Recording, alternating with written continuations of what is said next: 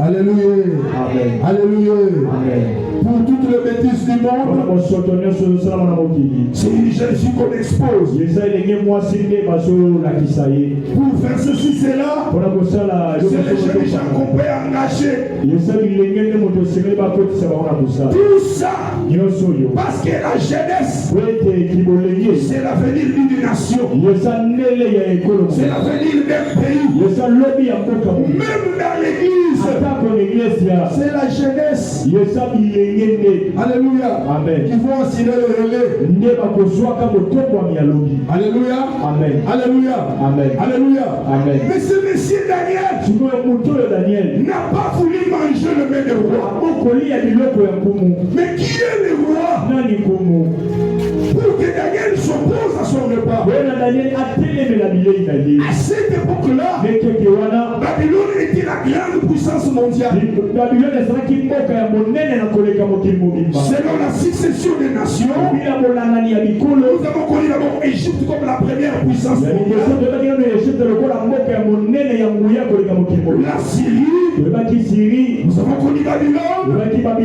Alléluia. Amen. Nous avons connu Médo-Perse. Nous avons connu l'empire des Grecs. Nous avons connu l'empire des frères des Romains. Et aujourd'hui avec les Anglo-Saxons. Mais à cette époque ici, c'était Babylone qui était le roi. C'était la superpuissance mondiale. Nous le savons tous que Jean chapitre 5 verset 19 déclare. Nous savons que nous sommes des dieux. Et le monde entier est sous la puissance du malin.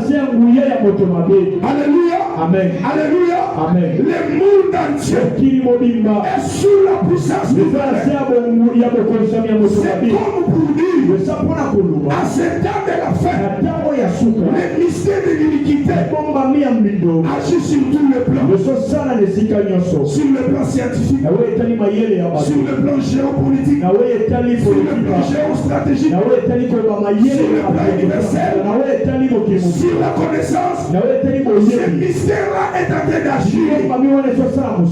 Alléluia. Amen. Et étant dans le monde, nous ne pouvons pas couper tout ce que le monde nous propose.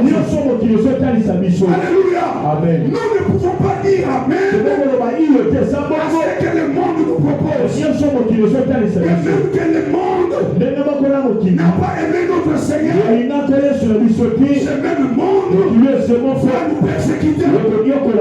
Alléluia. Amen. Alléluia. Amen. C'est pourquoi Daniel ne voulait pas. Mais pourquoi a-t-il demandé les légumes et de l'eau?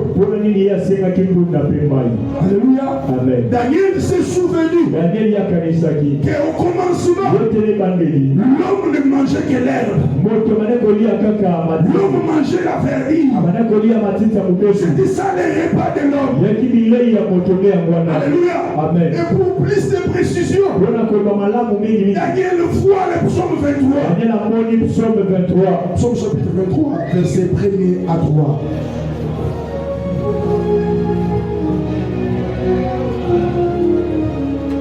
Psaume chapitre 23, verset 1er à 3. Que disent les saintes écritures? L'Éternel est mon berger. Je ne manquerai de rien. Un instant, bien-aimé, reste là. La Bible dit ceci. L'homme qui a reçu les trois types d'onction. David il dit ceci. L'Éternel est qui? Mon berger. Donc si l'Éternel est mon berger, donc moi je suis qui? Je suis la brebis. Est-ce que vous êtes d'accord avec moi? Si je dis que l'Éternel est mon berger, alors moi je suis qui? Je suis qui? Tout le monde a autrefois la brebis. Donc l'Éternel est mon berger parce que moi je suis sa brebis. Maintenant qu'est-ce que le berger fait pour sa brebis? brebis. Je ne manquerai de rien. Ah, je suis la brebis de l'Éternel et je ne manquerai de rien. J'ai dit à une brebis, tu ne manqueras de rien. Aïe, aïe, aïe, aïe, aïe, aïe, aïe. J'ai dit que tu ne manqueras de rien.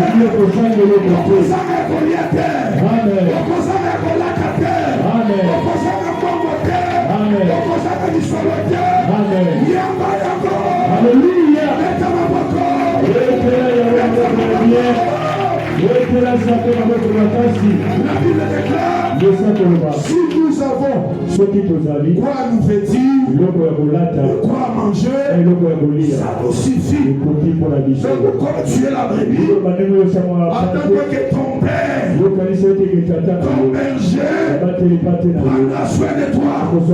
Attends pour ton berger.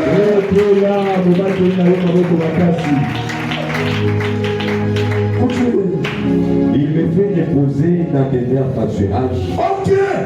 Donc, comme moi je suis une brebis, et l'Éternel est mon berger, il me fait reposer dans les verts pâturages. Maintenant, le bien-aimé Daniel, étant une brebis, il sait que les brebis ne sont pas carnivores. Les brebis ne sont pas carnivores. Alléluia. Amen. Mais les brebis sont herbivores. Comme les brebis sont herbivores, cher roi, avec tout le respect que je te dois, je refuse de tomber. Mais je veux manger le repas des brebis. Il me répond encore cette partie-là. Il me fait reposer dans des verts pâturages. Oui. Il me dirige près des eaux paisibles. Ah, d'abord, il me fait reposer dans les verts pâturages parce qu'il sait que je mange l'herbe.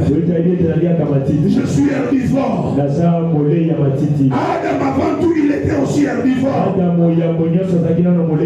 Alléluia. Hormis la verdure, mais il me fait reposer dans les eaux paisibles. Alléluia. Quand je mange l'herbe, je dois aussi boire. Alléluia. Amen. Il y a un breuvage qui accompagne le peuple. Alléluia. Amen. Même dans le désert, les rochers les accompagnaient. C'est les rochers qu'on a frappés. Et le prophète Moïse a connu les rêves de frapper des fois. On ne peut pas les crucifier des fois. On ne les frappe pas des fois. On frappe une seule fois. Et il donne de l'eau. Et quand il donne de l'eau, ce sont les eaux paisibles. Pour toi la brebis. Pour toi la brebis. Afin que tu ne meurs pas de faim. Alléluia. Amen. Pourquoi aussi de l'eau? Tu as besoin de l'eau parce que tu es un chameau. Tu traverses le désert. La sécheresse vitale de la faim. La famille spirituelle dont Amos a parlé. Alors tu dois emmagasiner l'eau en toi. L'eau de vie en toi. L'eau de la parole en toi. Afin que tu traverses le désert. Ceux qui n'ont pas l'eau, ils tomberont devant toi. Mais toi tu marcheras. Tu marcheras. Tu marcheras. Jusque dans l'éternité. Alléluia. Alléluia. Parce que tu es une brebis. Alléluia. Amen. Amen. Amen. On t'a amené dans le verts pâturage. Qui est l'image de la parole. Alléluia. Amen. Tu es à Bethléem. Qui veut dire la maison de Dieu. Là-bas qui sont en Nakuya Matiti. Amen. Aïe. Après ça, amen. Osana Nakuya Matiti. Amen. Awa matiti ezali ebele. Amen. Il y a le pain en abondance. Il y a la verdure en abondance. Alléluia. Amen. Alléluia. Amen. Alléluia. Amen. Tu dois manger ceci. Parce que tu es une brebis. Amen, amen. Alléluia. Alléluia. Tu n'es pas n'importe qui. Ne te souille pas par la mondanité. Comme je t'avais dit la fois passée, quand la Bible nous interdit de ne pas aimer le monde, ce n'est pas qu'on doit haïr le cosmos. On ne doit plus s'habiller, on ne doit plus manger, non. Le monde qu'on nous interdit, c'est tout ce que le diable a annexé à la création. C'est que le dictionnaire appelle la mondanité. Mais malheureusement, jusque dans l'église aujourd'hui, nous avons le monde qui nous poursuit. On s'habille comme le monde. On parle comme le monde. On aime les choses du monde. Quand on nous parle des sujets comme le voyage, on est émerveillé. Mais quand on parle de l'éternité, les autres grincent les dents. Ils disent on t'aime. Tu es la brebis du Seigneur. Alléluia. Mais à part les mains qu'il a refusé, il a aussi refusé le vin. Amen, amen. Amen, amen. Amen. Il a dit, je ne vais pas me souiller avec le vin du roi. Mais pourquoi refusait-il de ne pas se souiller avec le vin?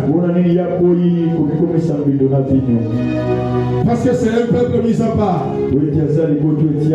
Jérémie chapitre 35, verset 5 à 6. Jérémie chapitre 35, verset 5 à 6. Est-ce que tu peux acclamer pour la parole de Dieu?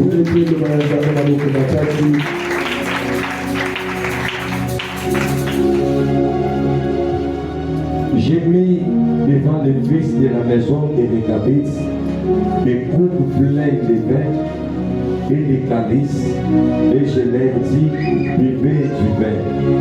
Mais ils répondirent, nous ne buvons pas de vin, car Jonadab, fils de Réchab, notre père, nous a donné cet ordre.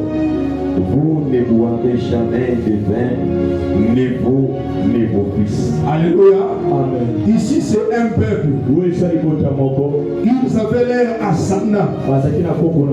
Cet ascendant poussé par l'esprit prophétique. Il a dit à ses enfants, ni vous, ni vos enfants, vous ne prendrez pas de vin. Alléluia. Amen. Donc, peu importe le poids, la gloire de la personne, si elle vient vous donnant un autre évangile, contredisant Paul, Pierre, Jacques, Jean, même si le grâce lui fait, il vous dit prenez du vin, résistez-les en face. Alléluia. Amen. Les fils de Réchabit ont fait face à un prophète majeur. Mais Dieu voulait enseigner seulement Jérémie. Il a dit à Jérémie, va dans la maison de Réchab, donne-leur du vin. Si tu leur prenais le vin, Jérémie l'a fait, et ils l'ont résisté en face. Mais c'était par quelle raison? Juge chapitre 13, verset 1 à 6. Nous allons maintenant comprendre cette raison-là. Pourquoi Daniel avait-tu refusé le vin? Yo lango neto ya l'église atam sotako beta moko. Sosoto tema kama masala boy. Ah. Frère garçon atelier. Ayekoloma kamoko ezalaka te tozotia liloba na Nzambe. Amen. Amen, amen. Otia liloba Nzambe yaya. J'ai chapitre 13, verset 2 à 6. Il y avait un homme de Tsoréa, de la famille des Danites, et qui s'appelait Manoah. Il s'appelait comment, hein? Manoah. Gloire à Dieu. Et sa femme était stérile et n'enfantait pas. Un ange de l'Éternel apparut à la femme et lui dit, voici, tu es stérile et tu n'as point d'enfant. Tu deviendras enceinte et tu enfanteras un fils.